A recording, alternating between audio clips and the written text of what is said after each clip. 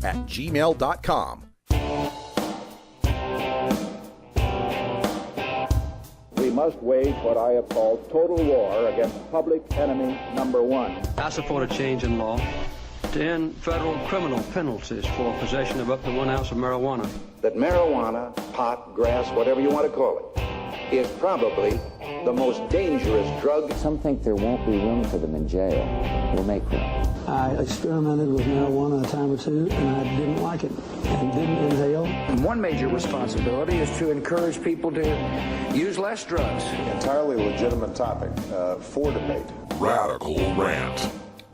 Meet the new drug czar, same as the old drug czar. The leader of the anti-legalization group Project SAM, Kevin Sabet, sat down for an interview with the newly confirmed head of the Office of National Drug Control Policy, aka the drug czar, Michael Botticelli. In the interview, we learned that, surprise, the drug czar opposes marijuana legalization, as he is statutorily required to do. We also learned that he thinks medical marijuana and marijuana legalization have taught the children that marijuana is harmless and fun to consume. Here are some relevant excerpts from Botticelli's answers and my reactions. Just to be clear, this administration, this office is opposed to legalization. This is not from an ideological perspective.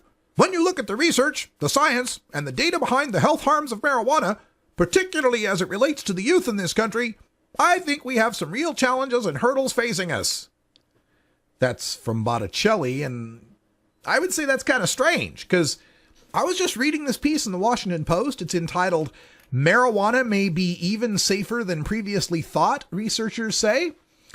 This piece details the latest research on marijuana's harm relative to other drugs and concludes, quote, "We should stop fighting marijuana legalization and focus on alcohol and tobacco instead," end quote. It goes on to note that marijuana is 114 times safer than alcohol. Alcohol actually turned up to be the most dangerous recreational drug, riskier than heroin, cocaine, ecstasy, and meth. And according to the Centers for Disease Control, underage drinking kills around 4,300 children and teens every year. Now, there have been cases of children accidentally consuming marijuana, but there has not been one single death due to marijuana overdose in all human history. Botticelli continues, quote, "The American Academy of Pediatrics said that for any policy position, the most salient criteria should be what its impact is on youth in this country. That, I think, is where the basis of our policy comes from," end quote. Oh, I see. So, those 4,300 deaths from teen drinking must greatly inform the drug czar's policies. I mean, since marijuana kills zero, and the drug czar wants to keep possession of that illegal, the drug czar's position on alcohol must be somewhere between life in prison to the death penalty for any adult who possesses alcohol. What's that?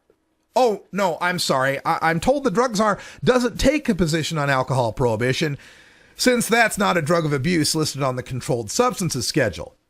That drug, ethanol, well, we can sell that in supermarkets where the kids can touch it. We can sell that drug. We can have that drug consumed on outdoor public patios where the kids can see it. We can have that drug celebrated at dinners, at parties, at sporting events, at concerts, at outdoor festivals, and in public, whether or not the kids are around. It's marijuana, the one that kills nobody. That's the one we need to lock people up for. Continuing with Botticelli, quote, "Clearly, youth are getting messages that marijuana is a benign substance, and in many cases helpful because of medical marijuana. They are getting messages that are very disingenuous and are really not speaking to them about what the health harms are. Clearly, youth marijuana use is tagged to their perception of risk to the messages," end quote. Well, no.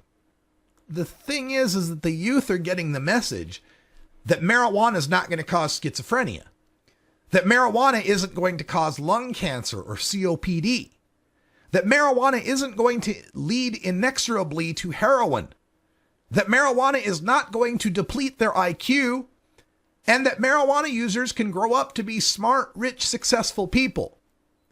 They're also getting the message that people with cancer, AIDS, MS, Lou Gehrig's disease, epilepsy, and many other disorders gain great benefit from using marijuana as medicine, despite Botticelli's office's efforts to stop them.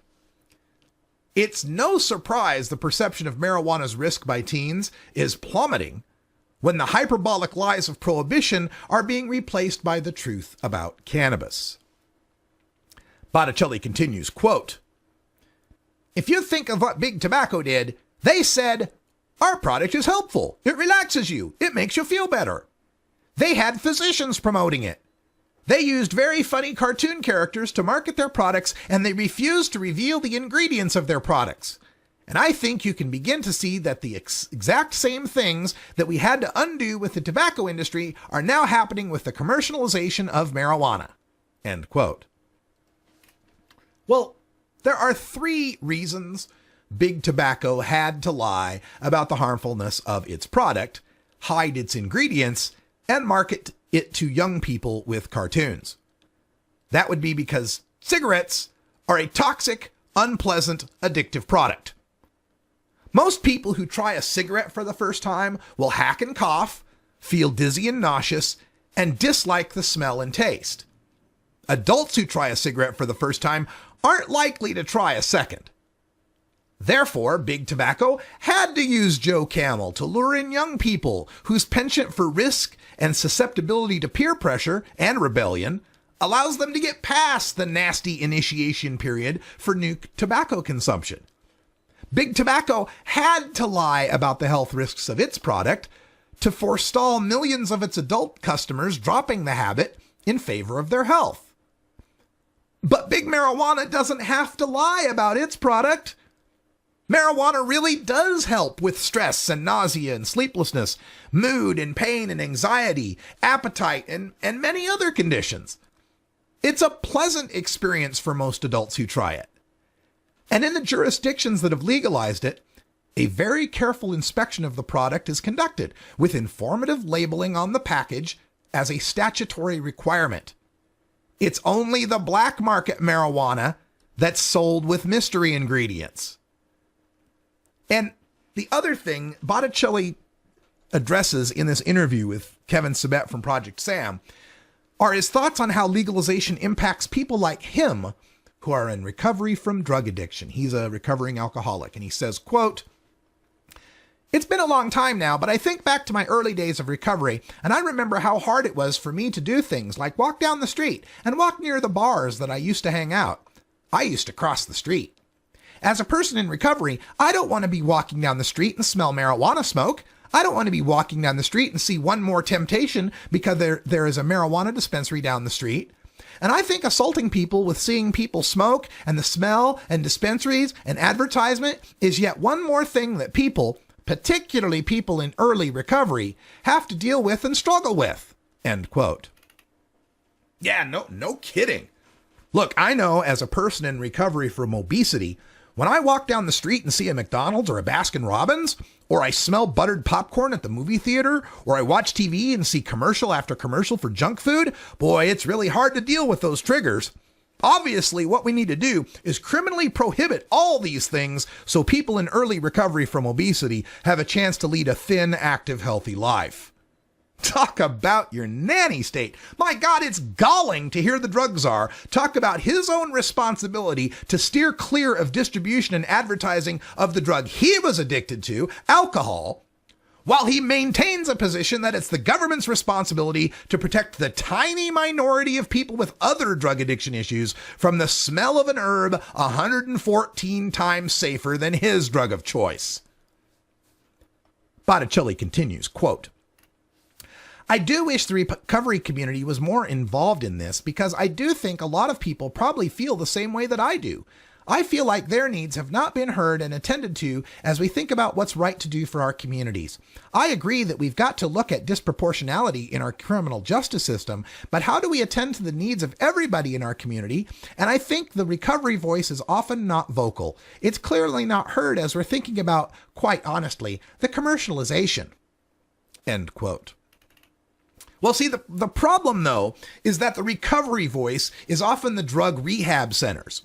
A large percentage of their clientele are marijuana consumers whose only problem with the drug is they got caught with it by police or a drug test, and they were forced to choose between rehab or jail.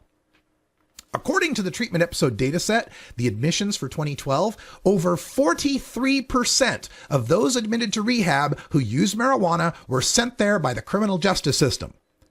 For those whose only drug was marijuana, over half were forced there by law enforcement, 53.3%. And of those admitted only for marijuana, over 1/3, 36.3%, hadn't used any marijuana in the month prior to admittance, and over half, 55.4%, had used less than once per week. Hardly what you'd consider an addict. Botticelli concludes, quote, I fundamentally believe that we can continue to reframe how people with substance abuse disorders are perceived in the United States. I really do. We've come a long way. I know that lots of polls show that people would rather see people get treatment rather than incarceration, but I also know that there are significant stigma, and people still feel that this is a moral issue. I think that we can really continue to change the way we think about this illness, end quote. And this is where we see the blind spot in Botticelli's viewpoint. There are people who don't use drugs, and there are people with an illness, period. There's no room in Botticelli's world for the majority of drug consumers, especially marijuana consumers, whose consumption is no more or less a problem than the average social drinkers. Because acknowledging those social drug consumers means treating them like social drinkers and not arresting them merely for their possession and use of their drug. To Botticelli, that means accepting that people like him will have to avoid more triggers to their drug relapse. Botticelli's view, like many, is that we've already lost the war on alcohol. There's no way we can end its commercialization and promotion because it is so ingrained in our culture. My view is that maintaining marijuana prohibition in the world of legal alcohol and legal tobacco is like banning golf because football and boxing lead to concussions. Yes, it's theoretically possible to get smacked in the head by an errant golf ball, but wouldn't anti-concussion efforts be better focused on football and boxing? Oh, and by the way, marijuana has been shown to be protective against and therapeutic for those athletes suffering concussion in the football and boxing matches sponsored by Budweiser. That's all the time we got for Hour 1. You can catch both of those articles. That's 2 articles in one rant. Those will be up on marijuanapolitics.com. Part 1 is already up. Part 2 will be up tomorrow in the politics section. If you'd like to copy those and share them with anybody in your social media connections. Stay tuned for Hour 2, Toker Talk Radio. We'll take your calls at 971-533-7111. We got a few other stories to talk about as well, including racial disparities in marijuana arrests in the Bay Area and Ben & Jerry's making marijuana ice cream? Say it ain't so. Until next time, take care of each other, Tokers. This is the Russ Belville Show. The Russ Belville Show is blogging and podcasting daily at radicalruss.com.